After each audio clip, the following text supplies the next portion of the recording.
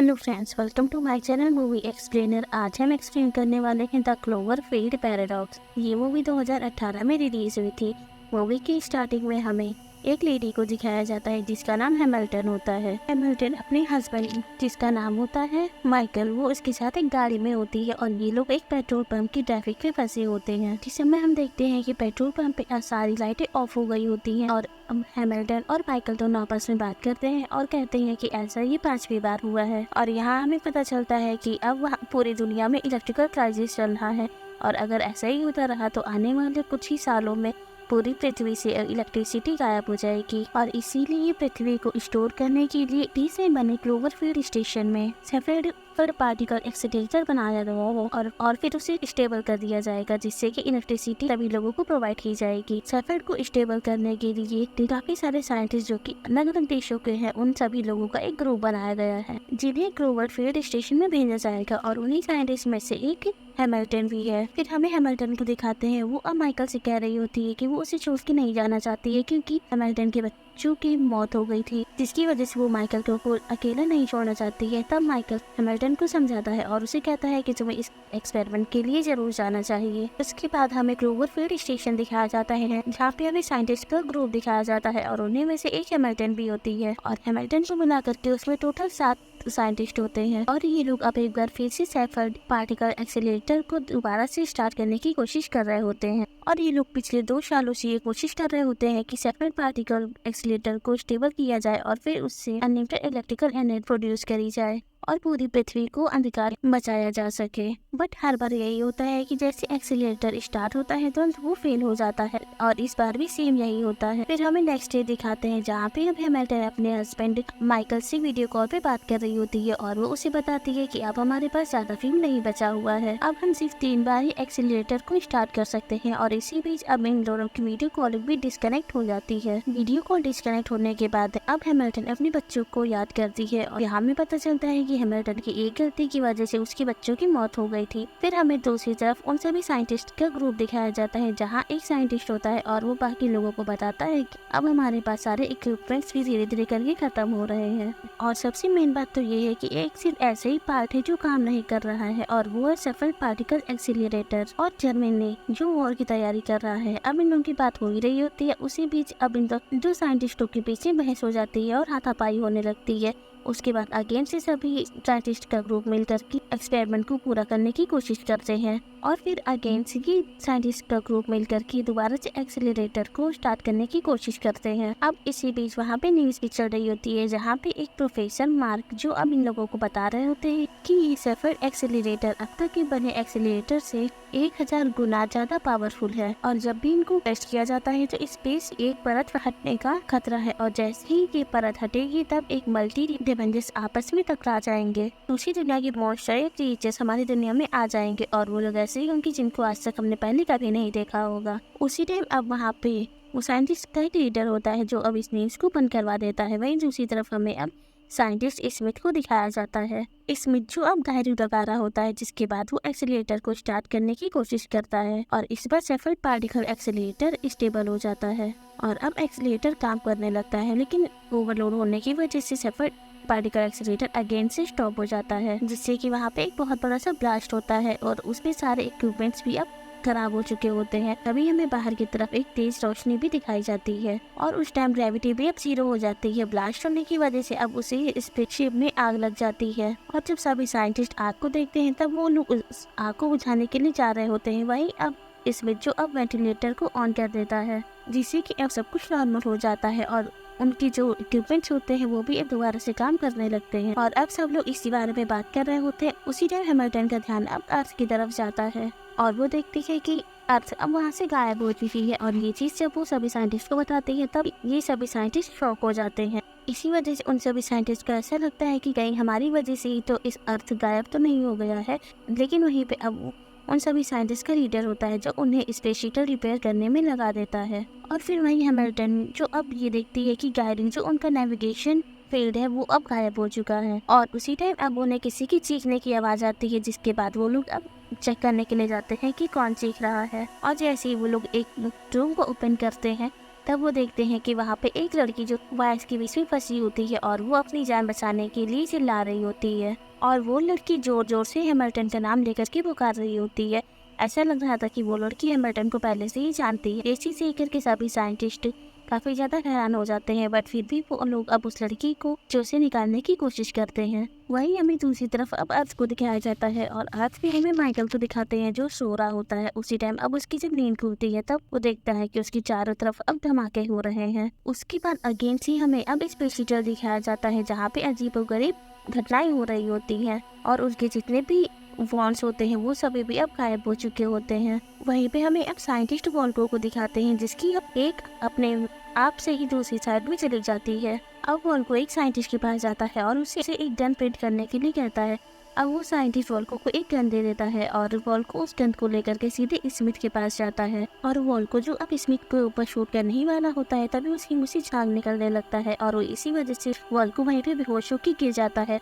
अब वहाँ पे हमें साइंटिस्ट वॉन्ग को दिखाते हैं जो एक डॉक्टर होता है और वो अब वॉल्क को चेक करने लगता है। उसी टाइम वॉन्ग अब वॉल्क के मुंह को ओपन करके टेस्ट करता है तब वो देख उसी टाइम अब वॉल्क के मुंह से काफी सारे बॉम्ब्स निकलने लगते हैं और वो बॉम्ब्स वही होते हैं जो उसी स्पेस शटल से गायब हो गए होते हैं। उसके बाद वॉल्क की वहीं पे मौत हो जाती है और ये चीज़ देख करके सभी साइंटिस्ट काफ़ी ज़्यादा हैरान हो जाते हैं। फिर हमें उसी लड़की को दिखाते हैं जो अब होश में आ गई होती है और वो होश में आने के बाद सीधे हैमिल्टन को बुलाती है। हैमिल्टन जो अब उस लड़की से मिलने के लिए जाती है और वो अपना नाम हैमिल्टन को मीना जॉनसन बताती है। जिसके बाद मीना अब हैमिल्टन से पूछती है कि तुम यहाँ पे क्या कर रही हो और सेम सवाल हैमिल्टन भी मीरा से पूछती है। मीरा अब हैमिल्टन को बताती है कि मैं तुम्हारी दोस्त हूँ और मैं यहाँ पे पिछले 2 साल से काम कर रही हूँ। साथ ही मीरा अब बाकी के जो साइंटिस्ट होते हैं उन सभी को भी जानती है। यहीं पे हैमिल्टन जो काफ़ी ज़्यादा परेशान होकर की मीरा से कहती है कि यहाँ पे तुम्हें कोई भी नहीं जानता हो और ना ही मैं तुम्हें जानती हूँ। ये चीज़ सुनकर के मीना काफ़ी ज़्यादा पैनिक होने लगती है। जिसके बाद हैमिल्टन अब मीना को गले लगाती है और गले लगाने के बाद मीना हैमिल्टन से कहती है कि स्मिथ के ऊपर कभी भी भरोसा मत करना, उसने ही शेफर्ड को खराब किया है। इसी वजह से पिछले 2 सालों से शेफर्ड स्टेबल नहीं हो रहा है और ये बात जब उन सभी साइंटिस्ट के लीडर को पता लगती है तब वो स्मिथ को जाकर के मारते हैं और उसे स्पेस शटल के एक चैम्बर में जाकर के बंद कर देते हैं। यहाँ पे स्मिथ जो अब इन सभी चीजों को मानने के लिए नहीं तैयार होता है, वो इन सभी चीजों से इनकार कर रहा होता है। फिर हमें अर्थ को दिखाते हैं जहाँ पे हमें माइकल को दिखाया जाता है और वो अपने कार में बैठ करके हॉस्पिटल की तरफ जा रहा होता है। उसी टाइम अब रास्ते में माइकल को उसका फ्रेंड मिलता है और माइकल का फ्रेंड उसी स्पेस शटल के लिए काम करता है जो उसे बताता है कि क्लोवरफील्ड स्पेस स्टेशन अपनी जगह से गायब हो चुका है। उसी टाइम अब माइकल की नजर एक बिल्डिंग की तरफ जाती है जो पूरी तरीके से डिस्ट्रॉय हो रही होती है। माइकल जब उस बिल्डिंग के पास जाता है तब उसे वहाँ पे एक बहुत बड़ी परछाई दिखती है। इसे देख करके माइकल डर जाता है। उसी टाइम माइकल को अब उस बिल्डिंग से एक बच्चे के रोने की आवाज़ आ रही होती है और जब माइकल उस बच्चे के पास जाता है तब वो देखता है कि एक लड़की जो काफ़ी तेजी से रो रही होती है और वो काफ़ी ज़्यादा इंजर्ड होती है। माइकल अब उस लड़की को लेकर के अपनी कार में बैठाता है और उसे हॉस्पिटल लेकर के जाने लगता है। फिर हमें स्पेस शटल में मॉन्टी को दिखाते हैं जो अब स्पेस शटल के वॉल पैनल रिपेयर कर रहा होता है, मगर उसी टाइम अब वॉल जो मॉन्टी के हाथ को अपने तरफ खींच लेती है और ये चीज़ से देख करके मॉन्टी काफ़ी जोरों से चिल्लाने लगता है। तभी मॉन्टी की मदद करने के लिए वहाँ पे हैमिल्टन और एक साइंटिस्ट आ जाता है जो अब मॉन्टी को खींच करके उसका हाथ बाहर निकालते हैं, बट वो देखते हैं कि मॉन्टी का आधा हाथ अब उसी वॉल पैनल के अंदर ही रह गया है। मगर हम यहाँ पे मेन चीज़ ये देखते हैं कि मॉन्टी का हाथ जो अब आधा कट चुका था लेकिन उसके हाथ से कोई भी खून नहीं बह रहा होता है और मॉन्टी को बिल्कुल भी दर्द नहीं होता है। इसके बाद अब हमें एक्सपेक्ट को दिखाते हैं जो एक चैम्बर में बंद होता है। उसी टाइम अब उसके चैम्बर का दरवाजा ऑटोमेटिक ओपन हो जाता है और उसी बाहर किसी की बुलाने की आवाज आ रही होती है। स्मिथ अब उस आवाज को फॉलो करते हुए एक जगह पहुंच जाता है जहाँ पे अब उसे एक हाथ दिखाई देता है। यहाँ पे स्मिथ अब अपने पूरे साइंटिस्ट ग्रुप को अपने पास बुला लेता है और उन सभी को उस हाथ को दिखाता है और वो हाथ रेंग रहा होता है। जिसके बाद ये सभी मिलकर के अब उस हाथ को पकड़ लेते हैं और एक बॉक्स में बंद कर देते हैं और ये हाथ किसी और का नहीं जबकि मॉन्टी का ही आधा कटा हुआ हाथ होता है। वो हाथ रेंगते हुए कुछ लिखने की कोशिश कर रहा होता है। मॉन्टी अब अपने हाथों एक पेन पकड़ाता है और वो हाथ अब वेल्को की डेड बॉडी को काट के खोलने की बात लिख रहा होता है। और ये चीजें करके अब सभी साइंटिस्ट वॉल्को की डेड बॉडी के पास जाते हैं और उसे काट जब वो लोग उसकी डेड बॉडी को काटते हैं तब उसके अंदर से उन्हें गाइरो यानी कि उनका नेविगेशन डिवाइस मिल जाता है। और ये चीज़ देखकर के सभी साइंटिस्ट काफ़ी ज़्यादा डर जाते हैं और काफ़ी हैरान भी हो जाते हैं, जिसके बाद वो लोग अब गाइरो को लेकर के उसके स्टेशन में लगा देते हैं। फिर वो लोग अर्थ को ढूंढने की कोशिश करते हैं और फिर फाइनली उन्हें अर्थ मिल भी जाता है, जिसके बाद ये लोग अब अर्थ से कांटेक्ट करने की कोशिश करते हैं।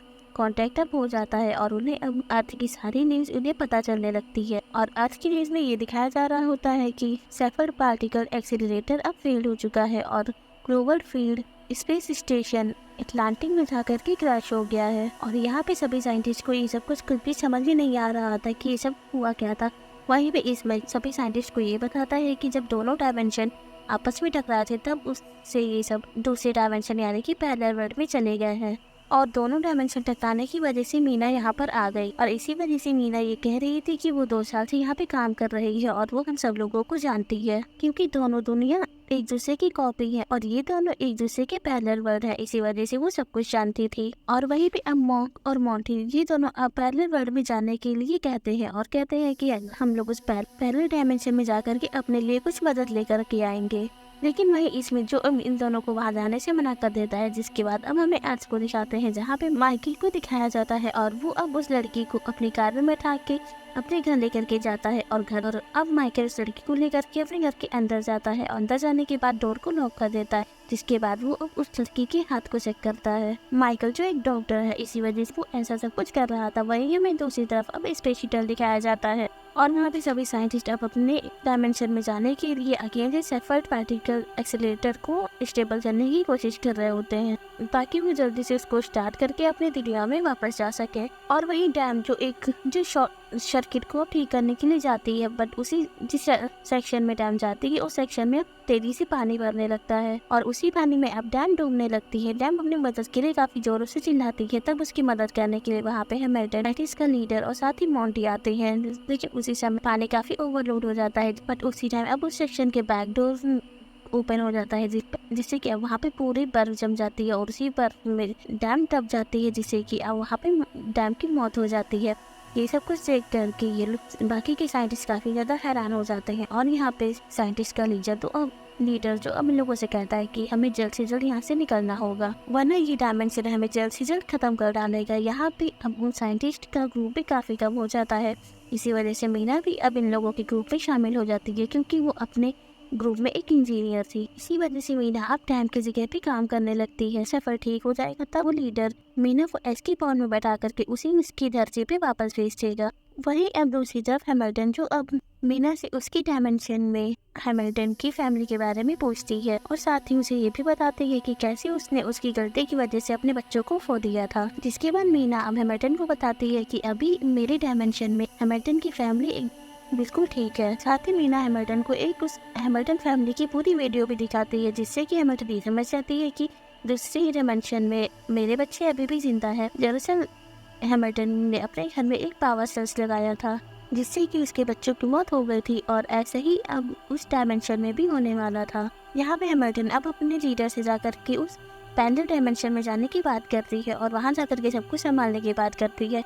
हैमिल्टन का लीडर भी इस चीज़ के लिए मान जाता है और वहीं पे अब सभी लोग मिलकर के सेफर्ड को दोबारा से स्टार्ट करने की कोशिश कर रहे होते हैं और सभी लोग अपने कामों में दोबारा से लग जाते हैं। और वहीं मॉन्टी जो एक दूसरे सेक्शन में काम कर रहा होता है उसी सेक्शन में अब मैग्नेटिक फील्ड बिगड़ जाता है और मैग्नेटिक फील्ड खराब होने की वजह उसी सेक्शन में बहुत बड़ा ब्लास्ट होता है और ब्लास्ट होने की वजह से मॉन्टी भी अब मर जाता है और इसी से अब इनके स्पेस शटल का एक हिस्सा पूरी तरीके से डैमेज हो जाता है। और वहीं पे बाकी साइंटिस्ट उसी स्पेस शटल में से उस डैमेज हिस्से को हटाना होता है, क्योंकि अगर उन्होंने उस डैमेज पार्ट को नहीं हटाया तो उनके स्पेस शटल के पूरे टुकड़े टुकड़े हो जाएंगे। इसी वजह से अब साइंटिस्ट का लीडर हैमिल्टन और साथ ही एक साइंटिस्ट ये तीनों मिलकर के उस डैमेज पार्ट को हटाने के लिए जाते हैं, बट उन लोगों से अब उस सेक्शन में जाने का दरवाजा नहीं ओपन हो रहा होता है। इसी वजह से इन लोगों को अब उसी स्पेस शटल के अंदर ही रह करके उस सेक्शन को अलग करना होता है। इसी वजह से अब वहाँ पे साइंटिस्ट का लीडर जो अपने आप को उसी सेक्शन के अंदर बंद कर लेता है और वो अब उन दोनों साइंटिस्ट को यहाँ से जाने के लिए कहते हैं। यहाँ पे अब वो लीडर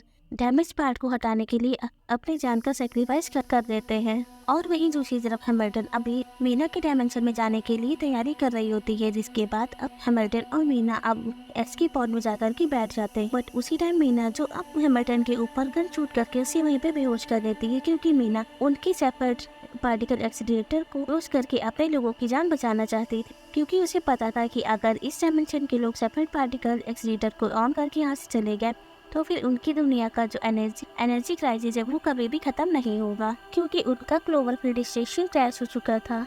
और फिर मीरा एक एक करके सभी साइंटिस्ट को मारने के लिए जाती है, जहाँ उसी टाइम हम देखते हैं कि हैमिल्टन को अब होश आ जाता है। और जब मीना इस वे को दोबारा शूट करने जा रही होती है, उसी टाइम हैमिल्टन जो अब मीरा के ऊपर गन शूट कर देती है और यहाँ स्मिथ को भी मौका मिल जाता है।